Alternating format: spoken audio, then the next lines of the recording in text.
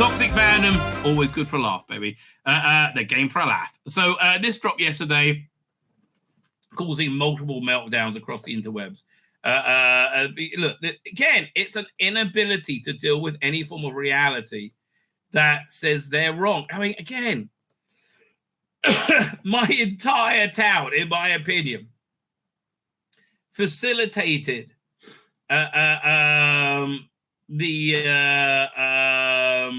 facilitated a complete desecration of Judaism because nobody wanted to say they were wrong, right? And that's really like, it's the weirdest thing. Like, why are people so terrified of being wrong, right? And they're absolutely terrified of it. Like, again, look, you ever read the Bible, the Old Testament anyway, you'll notice people like the characters are often wrong, right? And I think that's there for a reason. Here we are. Fine. Let's look at this from Bleeding Cool, and then we'll look at a little bit the Toxic Fandom having a meltdown. Because, as I said, it's always fun, baby. It's always fun. It's always funny. Doctor Who fans take issue with Chris Chibnall's nudge slight. Listen, moron, try and understand this. Chris Chibnall was shit. I mean, like, again, I can't be wrong. No, I can't. You were wrong, right? You were wrong. How do you know you're wrong? Well, there is this, for example. That does indicate that you were wrong, right? He wasn't the bestest ever. Right? Oh, I didn't look at Rumble. Hang on, didn't say hello to anyone in Rumble. I feel sorry. Anybody there? It's just Darren there. Okay, just plenty of people watching that. If you're on Rumble, please subscribe, baby. That'd be if you're on YouTube as well. Please subscribe. I don't hold back on the subscriptions, right? Where we go? Doink. There we are. Fine. So yeah, major meltdown going on here. Some Doctor Who fans take issue with what they see as the Guardian taking a cheap shot at Chris Chibnall in its autumn 2023 preview. Listen, I hate to tell you this, Chris Chibnall was a complete and total bloody failure in terms of audience appreciation metrics, any form of success. Like, by what metric was his success? Oh, it had a diverse cast. It always had a diverse cast, you moron cunt. But the Doctor was a lesbian in it. No, that's not a success. By the way, I'm still plowing through the latest Tom Baker. Well, it's months old. That's how long. That's how painful it is getting through it. So I'm listening to a 4-part, just finished, a 4-part Weeping Angel story with Tom Baker, written by who is it? He's normally pretty good. The guy, I can't remember. Yeah, I'll look it up over here. And it is 4 episodes of cliche after bloody cliche after cliche, right? It is agonizing. So it's a 4-part story, right? And I have no idea how they use 4 parts for this, like thin, boring little tale of nothing. Who wrote this crap? Hang on, I'm looking it up. Roland Moore. Now, Roland Moore's normally pretty good, right? Not today. So yeah, it's so many cliches, right? Firstly, you have the captain of the Starliner is a stunning and brave woman. And listen, you got to understand, when masculine roles are always played by women, you have an agenda. It's very obvious. Second in command, also played by a stunning and brave woman. Have a guess. Was the captain a lesbian or was she straight? Now, I understand. 96% of the world is straight, probably more, right? 4% is a lesbian. So the chance of being lesbian pretty small. No. And it was, they took really boring little side detours just for agenda, right? Like, for example, the captain, it's a Weeping Angel story, right? So the captain has a grave, an old grave that she finds out about. So she's very fatalistic. She knows he's going to be whipped back in time by the Weeping Angels. Why can't they have done something interesting with that? Like, so the Doctor manages to save everybody, right? And then they go back in time and they just make a grave, right? He has a time machine. Oh, But no, the reason why they wanted her sent back in time is so she could reunite with her lesbian wife, and they can live happy ever after. And they just wanted a scene of lesbians being lesbians, and it's such a happy, wonderful. Nobody cares if you're a lesbian. Nobody's saying, like, what? Stop. Just stop. It's relentless. And you got the other cliche of the evil rich person. I mean, fuck off. Oh, so boring, right? Like, and here's the weird thing. I'm sure everybody in Big Finish is a very like left-leaning, Sadiq Khan loving point of view type person, right? Otheosaurus says, it looks like Ahsoka might be the final nail in the coffin for Mr. Dave Filoni. Oh, really? I said, I'm going to be watching that tomorrow. I was going to say, yeah, I mean, like, here's the weird thing. They all love elitism and rich people, right? They all aspire and look up to rich people all the time, and then they can't help denigrating them. Listen, David Tennant's a rich person, right? He's a champagne socialist. It's ridiculous, right? They love rich people. They hate poor people. So anyway, yes, back to this. To say the future's looking bright for BBC, Disney Plus, and showrunner Rusty Davis, we're putting it mildly. No, it's really not, mate. Really not. I hate to tell you. I don't know. I think it's looking pretty darn bad, right? I think the major takeaway from this new era is a normalization of chicks with dicks, right? It just seems to be the main thing that Russell, mate, it's a kink, and you're welcome to have a kink. Nobody minded the kink beforehand. Well, stop telling everybody it's a normative, healthy sexual identity, because I don't think it is, right? I mean, the gazillion detransitioners test me that I've heard will attest to that. But, here's the stupid thing. You just put a couple of kids crying, go, oh, I want my puberty blockers. I don't feel like I'm the right person.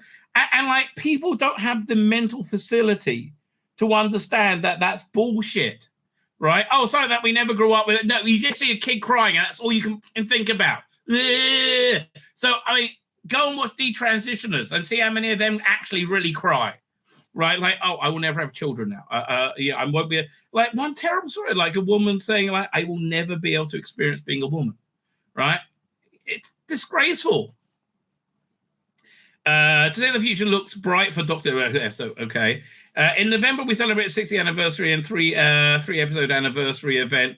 Sees the return of David Tennant, 14th Doctor, and Catherine Tate Donna Noble, as well as 15th Doctor Ncuti Gatwa. And I was so on board with it, right? But no, it's got to be about chicks with dicks, right? So much chicks, so much dicks. Offering new adventures, getting on Christmas, blah, blah, blah. So with the show going to spend the next few months embracing the past before moving into a bright future, some fans are wondering why the Guardian felt the need to take what they felt was a cheap shot of the previous showrunner, Chris Gimmel's expense. Because he was telling the truth, you absolute cockwomble moron. I mean, again, I know truth. Yeah, who cares about that?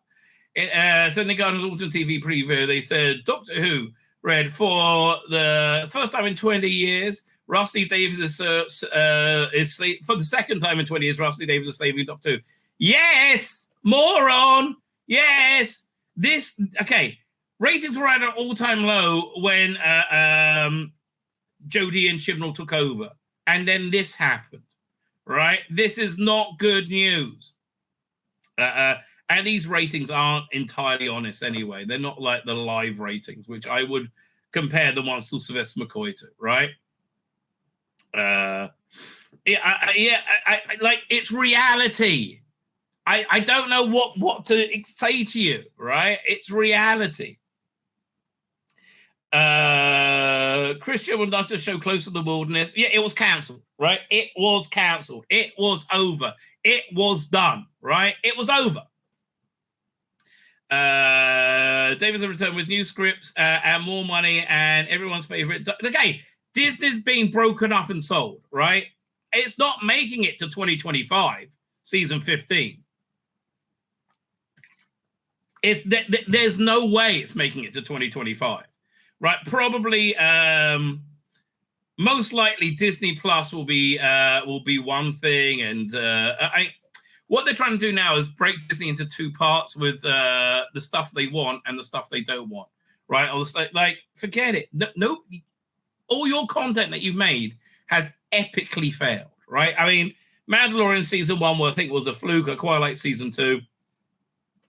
But they just releasing them on Blu-ray, right? Great covers, but schmucks, idiot schmucks that you are. You took 3 episodes of Mando and you put them in the middle of the piece of shit Boba Fett, right? No, you should cut them out and make it its own standalone movie. Schmucks. It's funny, they said, oh, we're not interested in physical media anymore. Now you're broke. I think you're ready to suck some dicks, baby. That's what it seems like to me. Well, Christian wasn't without its detractors because there was no positive about it, right? Nothing was good. It was unwatchable shit all the way through. There was. I think the Sideman design was good. I think the Sontaran design was good. I like Carvanista, amazingly. I did. I think that actually worked in the context of Doctor Who. But the writing was abysmal, right? And the ratings fell a cliff because nobody liked it, because it didn't entertain. It didn't reflect the audience that it was trying to entertain. It was an absolute bloody failure. Was without detractors, right? With many still debating the long-term ramifications from the timeless children. And listen, Russell, you may earn a lot of points with a lot of fans by retconning that, but then, look, I'm sorry, mate. Like, we were fine when it was just Yasmin Finney in a background character for a couple of things, but no, everything is about chicks with fucking dicks. Enough already with your chicks with dicks. I understand you like dicks, okay? I understand it. But God, enough already. Will there be? There are also many who found the Chibnall and 30s Doctor run as the one that pushed the show towards a larger embracing of the show's global audience. What, like this? There's no way that this didn't happen. They may have embraced them, but the global audience ran screaming like the cat from Pepe Le Bloody Pew. This is not an embracement. Oh God. This is as much an embracement as a female, very, very female prisoner with a penis being put in a jail cell with a female prisoner without a penis, right? This is what that embrace looked like. But it's called rape, okay? Second stage for Russell David to open the doors based on social media reaction. We've seen this afternoon some of the less than impressed with Chibnall's run found the comment a bit out of bounds, considering this celebratory vibe. I know you found out about that. The reason they found it out of bounds is because it means they're wrong. And that's the only thing that can go through their idiot little minds. I'm wrong? I can't be wrong? Yeah, you were wrong. You need to look in the mirror every freaking day and say you were wrong. Look, go back to my local synagogue, which is a great analogy. This really works, right? There was this guy who I would say I will credit with making my town great, who's now passed away, which is why I think my town isn't. A guy called Benny, right? So Benny was a really interesting guy. He was religious, but he wasn't like, super straight religious, right? And with his influence, everybody felt welcome in our synagogue, right? So now it's basically the straights have taken over, and everybody else they don't bother coming anymore, right? Basically because they saw they're full of shit. But with this guy Benny, smell out this rabbi from the first instant and said he's bad news, and nobody listened to him. They said he was mentally ill and he was wrong. No, Benny was right. Benny was right, and I want to tell all my neighbors, you should go and look at yourself in the mirror every morning and say, Benny was right, right? Yeah, you were wrong and Benny was right. They can't bloody cope with that. But anyway, so I don't agree that that's what is saving the show. You can agree or disagree, you dumb cunt. He still is, right? It doesn't matter that you don't like the facts, right? He still is saving the show. Yeah, look, yes. This is called irrefutable evidence. I don't think so. TV audiences in general are thinking. Not that much, and TV audiences in general are shrinking because TV in general is shit with the same agenda that nobody cares about and nobody likes. I mean, I think Sylvester's point over here is, what's the future like, Professor? Well, by the year 2023, there'll be lots of chicks with dicks. Blimey, do lots of people like that then? Not really. No, we don't. And it's quite amazing. It's only people without kids that go, oh, yeah, this is great. Yeah, William who? Do you have any kids? No, you're 12. Moron. The show wasn't going to be cancelled near that level. It was cancelled. It was over. Chibnall said that himself. He had no one to hand over to. It was over, you dumb moron. Oh, and I mean that in the most loving way possible, obviously. But he's certainly taking ownership of the show that has not satisfied a lot of fans and of the general public in last season. That's called saving the show, you moron! He's not saving the show. He's just saving the show. He's not saving the show. He's just making it so it satisfies people where before it didn't, apart from us insane morons. Yes, darling, yes. There's been a weird Savior Messiah complex with many fandom these days. This Ross Lee Davis Doctor Who thing here. Star Trek has a section of fandom that acts like Terry Matalas saved New Star. He did for 10 episodes, and then it went to shit. Or Star Wars with a whole new Filoni Favreau saves us from Kennedy drama. Again, if you weren't literally terrified of going, I was wrong, right? You would be able to say, but you are. Fucking spy. And I thought it was, like being brought up with participation trophies. No. My local synagogue proves that to me. People are just spineless morons who can't admit to being wrong. I do get it. The last era was disappointing for a lot of fans and the general public who didn't watch it, right? But I don't think we have the data to suggest the show was going to be cancelled. What about when Chibnall said the show was going to be cancelled, right? He had nobody to hand over to. Like, he was sweating bullets. He thought he might have killed it until Rusty Davis showed up. Isn't that an indication to you No, it was stunning and brave and the best it's ever. Everybody loved Sasmin. Nobody watched it. Oh. We know from Russell the BBC had plans to continue. Yeah, they had plans. They had no practical way of doing it without Rusty Davis. Yeah. I plan to have sex with Scarlett Johansson and Gal Gadot. I don't think it's going to happen, but boy, do I like those plans. That's what that's what I thought fun with, baby.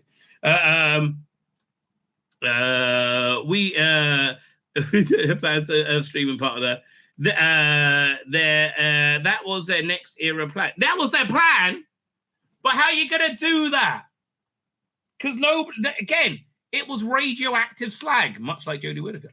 I personally find fandom is much too hyperbole. Think, well, you mean what? You were wrong, and you don't like being wrong. It'll turn on the like again. But I harp about. I don't say it to anybody, but like, yeah, that rabbi literally took a shit all over Judaism in front of you, right? Like, literally did that. Like, Tzvi, get over it. This is the same guy. Just get over it. Why are you mentioning that I was wrong? Because you were wrong. And it will turn on a dime as soon as the showrunners don't give them what they want. So long as they give them something that's not full of agenda and entertaining, I think they'll be fine, right? I think they'll be absolutely fine. I don't think we're going to get something that's not full of agenda, right? I just don't think it's going to happen. As soon as Saving Aaron's going, if RTD doesn't live it, it'll be back to doom and gloom talk. Yeah, actually, it will be. But you know what? We'll see the numbers, right? We'll see the numbers. Whatever bullshit they're going to say. And yes, they're going to be good. The David Tennant stuff is going to have good numbers, right? I don't think it's accurate to say Chibnall killed Doctor Who. Yes, he did. You might not think it, right? I don't think accurate to say the sky is blue. It is. But I don't think it's accurate. And I'm the most important thing in the world. From what I understand, though, the BBC did not have any plan for a multitude of reasons, because nobody would touch it for a new showrunner until Rusty Davies approached them. Well, they approached him, actually. From what they could, a bit of both. So what may have happened to the show is if he had not returned, is up for debate. Russell approached the BBC at first, knowing that Chris was planning to leave after 3 seasons. He wasn't. His plan was 5 years, right? As he said publicly in interviews. The BBC asked Russell in for early meeting. Yeah, they got a hint. Rusty Davies was prepared to do some more Doctor Who and said, Russell, you can have as many chicks with dicks as you want. As many. Jigs Monsoon, no problem. You can lose your condom up his ass. That'd be great. No problem. He's, ooh, how marvelous. The BBC then asked Russell in for early meetings, and he got a full-time showrunner instead of just a 60th. It's just Rusty Davies got in before any showrunner auditions could fuck off. Again, Chibnall disagrees with you. He said, I kept throwing basins all for the past year. Nobody would take them. Yes, there's a reason for that. And I'm quoting verbatim. I need to find the Doctor Who magazine article where he mentioned it. I think you're right. He originally wanted to do the 60th. If he didn't, I'm not sure. Yeah, no, that is correct. Okay, that's from whatever, production notes, whatever they call it now. Depends on how you look at it. Apart from feeling personal feelings about Chibnall's writing, the show on his tenure felt small. It's a show with a 60th anniversary legacy. Felt small. That's interesting. Because I have to tell you, his later stuff, his last year, felt like, I mean, it was shit writing, but did feel epic. Again, like, I'm just saying what I found. Now look how Star Trek has flourished in the last few years. Yeah, that's because there's been no connection to results, right? The results don't matter whatsoever. That everyone's favorite Doctor really pisses me off. Well, it is most people's. Again, facts and reality. Jodie's the best. Don't do that. TARDIS, pink time. Really, TARDIS, pink time. Okay. It's very unfair to blame Chris Chibnall when he was probably the one saving the show by keeping it going through bad times within the BBC long enough for Davis to fuck off. Again, that the BBC didn't fire Chibnall after the first season is a description of their own malfeasance, right? Absolute nonsense, mate. Absolute nonsense. I mean, like, not even close to reality. Long enough Davis come back and other companies. The truth is, Doctor Who, like other shows, hit a peak where around Matt Smith's first, second season. That's true. Had a bump for the 50th, but waned then. Yeah, I think, honestly, do you think it was sabotage during the Capaldi era because it was too white and male, right? As a precursor to bringing in Chibnall and Jodie. I think that seems not unreasonable to me, right? I'm not saying it happened. It seems like that sort of thing could well have happened, right? Could well have gone down. Well, I think it was. I think it was.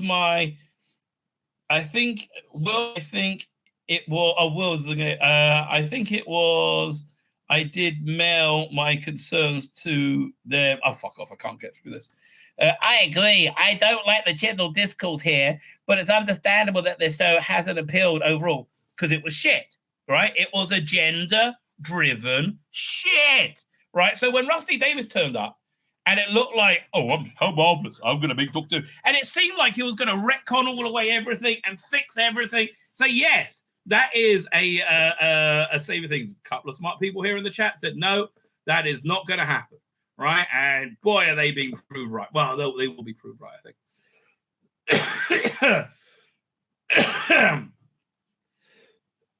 think. My guess is he's going to want to do what Chibnall wanted to do, but he's going to do it with some ability, and which Chibnall just didn't have. I'm hoping that the new approach will do better. Hopefully, hopefully be better than RTD1. I don't think it will, because I don't think it's going to have the same mass appeal, because it's all about chicks with dicks, baby. Right? It's all about chicks. But then you see things like this, and you go, "Oh, Russell, how marvelous!"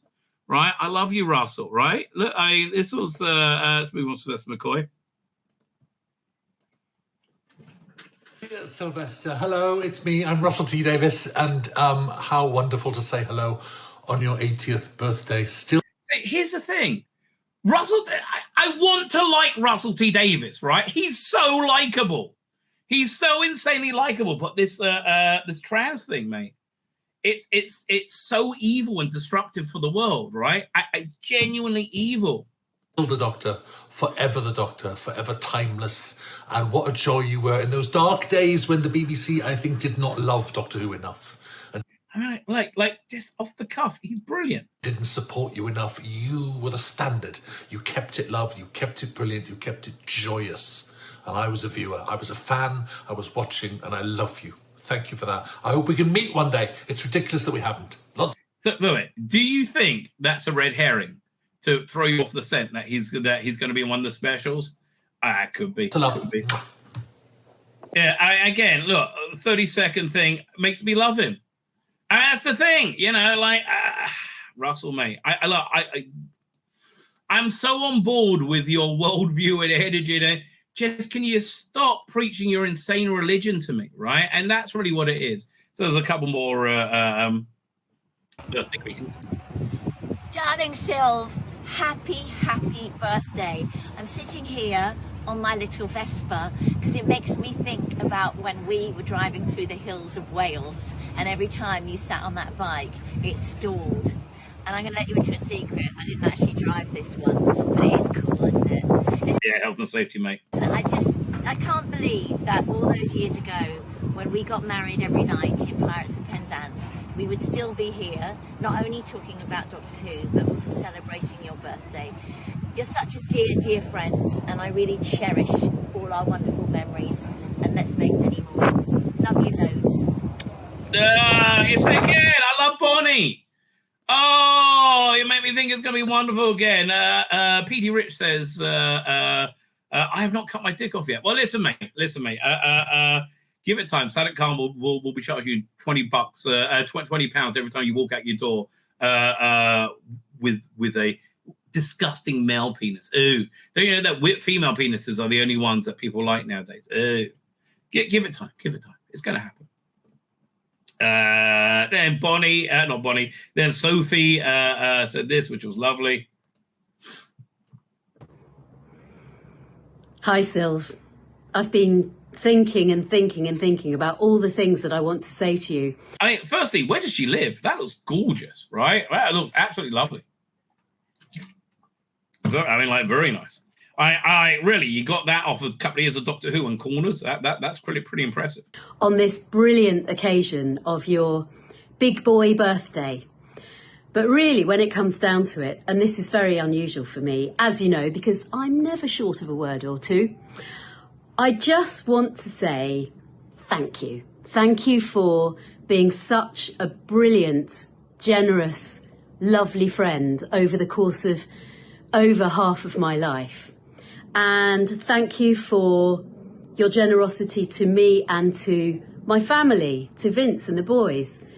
Thank you also for constantly asking questions about the world.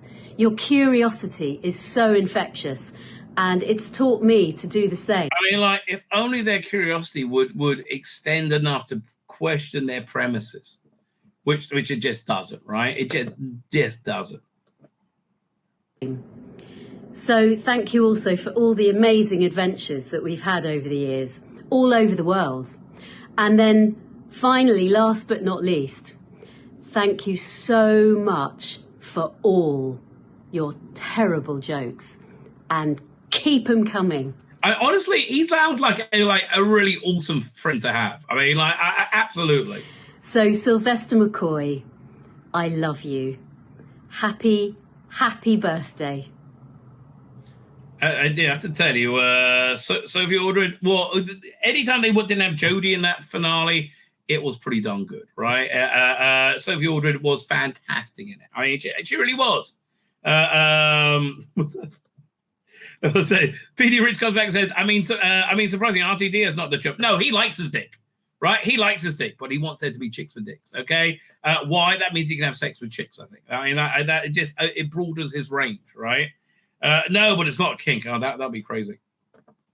And then Sylvester posted something to show you just what a lovely chap he is. Oh, wrong one. Hi, Sylv. I mean, like, he's wearing his Sophie mask there, obviously. Where was it? There we go. Doink. Hopefully it's there. Thank you, everyone.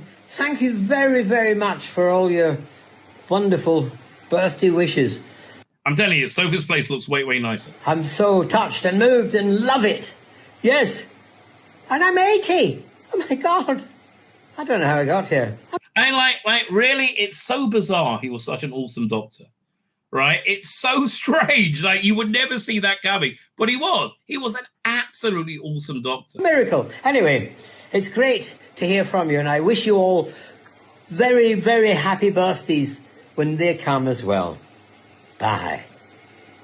Yeah, excellent. Let's have a quick look at Sylvester on Big Finish, right? Let's see if I can sniff out anything for you that like, what's the best of Sylvester on Big Finish, right? Who's that? That's my son. Hang on 1 second. Reuven, how are you? Very good. But I'm in the middle of a live stream right now, which I'm speaking live to. Is there any intimate details? We shouldn't talk about them. Do you want to talk about your penis? So you should just rub it more vigorously, right? Right. That's okay. Right. This is a kid who's about to get married. I need to tell him the facts of life. Anyway, yes.